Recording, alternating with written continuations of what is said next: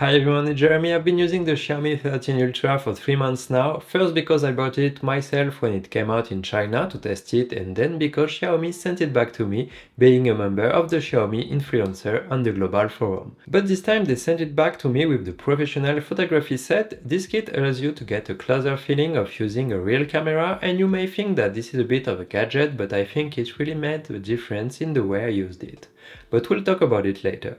I'll do a recap of the different parts of the smartphone and focus a little more on the photo video part, which is kind of the main part of this phone. Regarding the unboxing, the phone arrives in a black box as usual, and inside we will find a protective case different from the usual transparent case because it is black and rigid and have the same shape as the phone. In addition to that, it is provided with a 90-watt charger in Chinese version here, but you will have it in the version of your country if you buy it locally. A USB to USB-C cable, and finally the phone. For the design, it stays in the continuity of the Xiaomi 12S Ultra with this round photo module, but it no longer has the plate, which was below it, but instead a rather imposing bump which houses the photo modules composed of 4 sensors of 50 megapixels each, an ultra-wide angle, the main 1-inch sensor, a 3.2x telephoto lens, and a second x5 zoom. In the middle of the photo module, of course, you'll find the Leica logo to mark the cooperation between the two companies. For the rest of the design, I have the green model here, but it is also available in black. The frame is in metal, and the coating of the black and green model is in vegan leather and measures 9mm for a weight of 227 grams. In other words, you'll feel it when you have it in hand, and it will be better suited for large hands.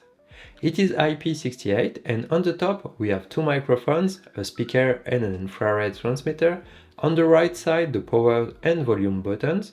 On the bottom a speaker, a microphone, a dual SIM drawer and a USB port C in version 3.2, which will allow faster transfer speed compared to other models of the brand, and you also have video out. With this rather imposing design, it has the advantage of having a large 6.73 curved screen. It features all the latest innovation: OLED, Dolby Vision, LTPO, HDR10+, 12 bits, WQHD resolution, and a brightness of up to 2600 nits.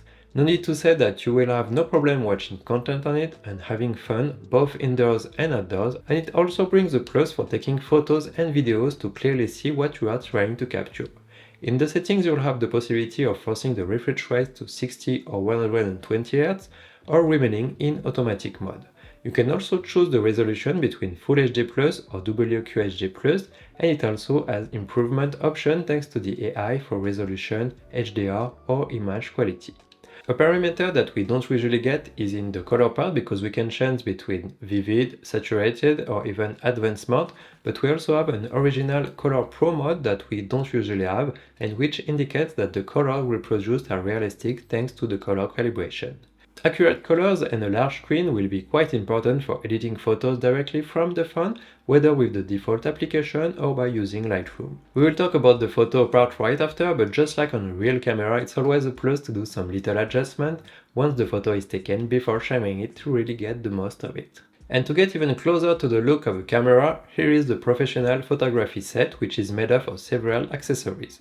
The official Xiaomi back casing in green colors, and which will allow you to attach the different accessories, the camera handle for better grip and which has a shooting button and a zoom lever, a lanyard for extra security and avoid any drops, a 67mm adapter ring in order to attach all kinds of filters, and a lens cover for protection. The handle slides easily over the case, and the button allows you to lock it in place so that it stays in place. You can then put the lens cover over the module directly when you are not using it, otherwise remove the ring around the sensor to use the filter support. This will allow you to attach ND filter, CPL or even mist filter as you would on a real camera, which can be used for long exposure photography or for filming using the right tool or exposure.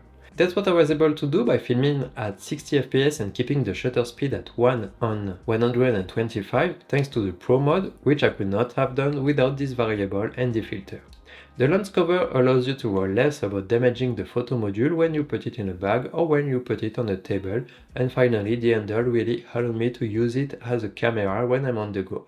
I keep it in my hand more often than without it, and I'm ready to simply take the picture with the physical button instead of touching the screen, Pushing the button even with the screen turned off will directly open the camera app, and it actually makes a difference in use, especially since the photo and video part is really well developed on this phone. The Xiaomi 13 Ultra has 4 main sensors, all stabilized and all of 50 megapixels, an ultra wide angle equivalent to 12mm, a wide angle equivalent to 23mm, a 3.2 zoom equivalent to 75mm, and a 5x zoom equivalent to 120mm, and you can also select the digital 2x zoom, which will zoom into the image of the main sensor. Basically, the device covers everything you could need, and it can even go up to 10 times while keeping a good images quality, but also up to 120, but in this case it's not really usable. To add even more in terms of getting closer to a real camera, the main camera has a 1-inch sensor and a mechanical aperture allowing it to open at f1.9 or f4 as needed.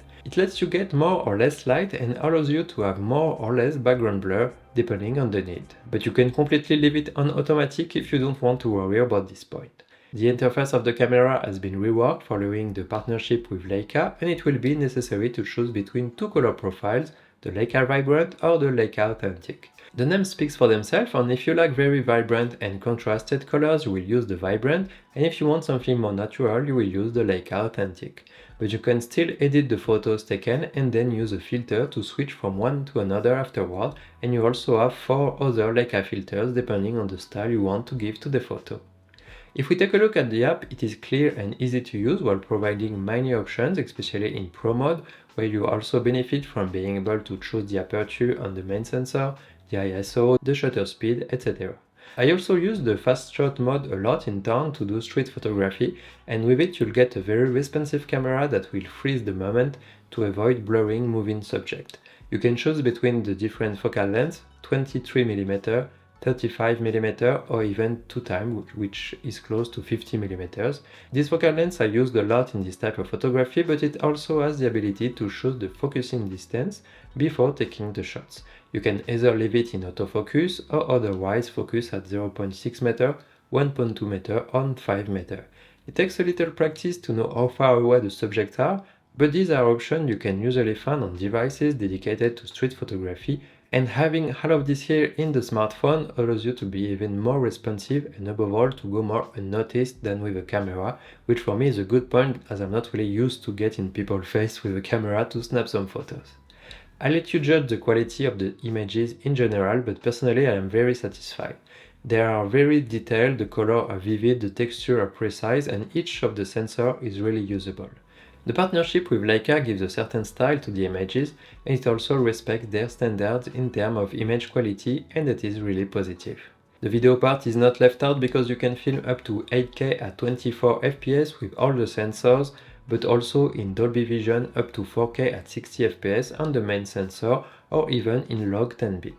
That's some interesting option that allows you to make beautiful images, even more so with the photography set to use variable ND filters, and the 1-inch sensor also make it easier to have a natural blurred background if the subject is close enough, and for me who review products in different situations, it's a plus to know that I can count on it to shoot small sequences that will be very well integrated with the images from my main camera, and above all the quality remains constant on the different sensors. For me the only point that is not up to par on this phone will be the selfie sensor, which only allows filming in Full HD when most competitors offer 4K on this type of high-end smartphone, and nowadays more and more people use it precisely to film themselves regularly. By the way, if you want to see more examples in video, I filmed my whole trip to discover Xiaomi 2023 in Milan with this smartphone.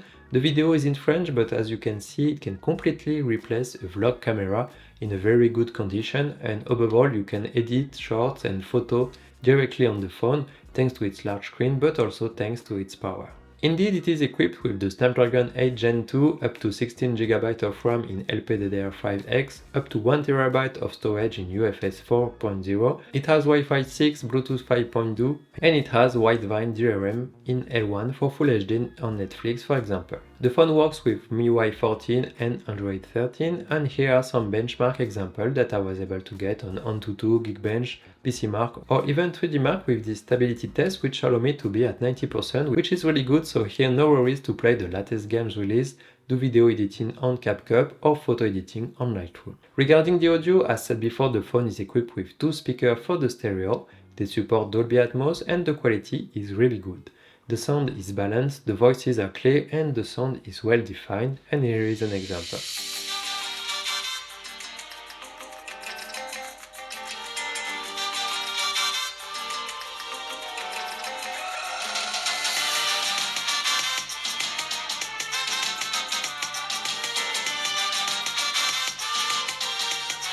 Regarding the battery life, the phone is equipped with a 5000 mAh battery and a fast charge of 90W wired and 50W wireless. To test the phone, I used the PCMark app to drop the battery from 100% to 20% and I got around 11 hours. For charging, it takes between 35 and 40 minutes to go from 0 to 100%. That's really fast and you won't have to wait too long if you're using it as your main camera, for example.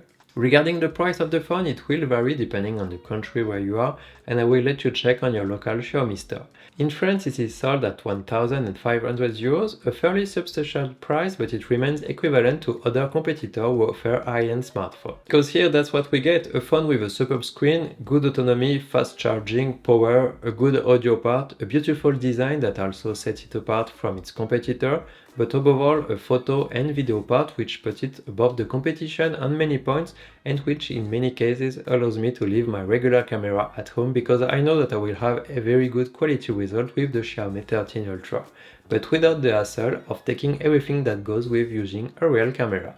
And it's even more true with this photography set if you like having physical button to press. I hope that you like this video. If you have any question about the phone, I'll be happy to answer in the comment section and I'll see you in the next one.